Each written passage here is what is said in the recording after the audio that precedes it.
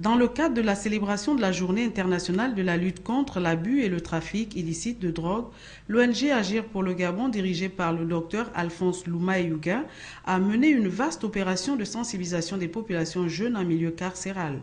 Cadre choisi, la prison centrale de Libreville, où les jeunes gens, hommes et femmes confondus, ont été édifiés sur les dangers causés par l'effet de la drogue.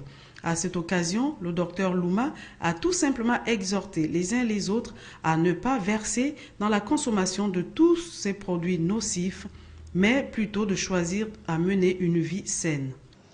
Choisir de vivre sans drogue, c'est choisir de maîtriser tous les aspects de sa vie. C'est refuser de se dicter des comportements et des choix par une substance toxique. C'est aussi vivre sa liberté sans compromettre celle des autres, car le trafic de drogue est source de violence et de mort pour des milliers de personnes à travers le monde.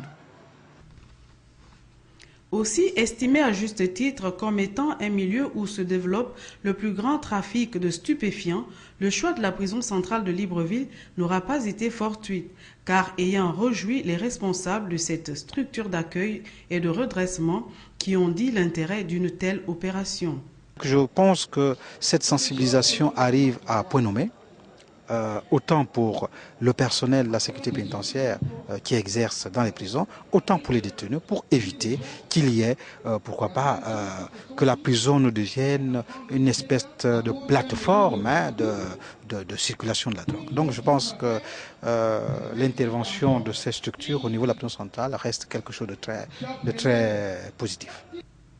Initiative très louable que celle initiée et menée ce jour par l'ONG Agir pour le Gabon, dont l'objectif visé est la prise de conscience pour ces jeunes gens aujourd'hui incarcérés, sachant que plusieurs parmi eux se retrouvent à ces lieux par l'effet de la drogue.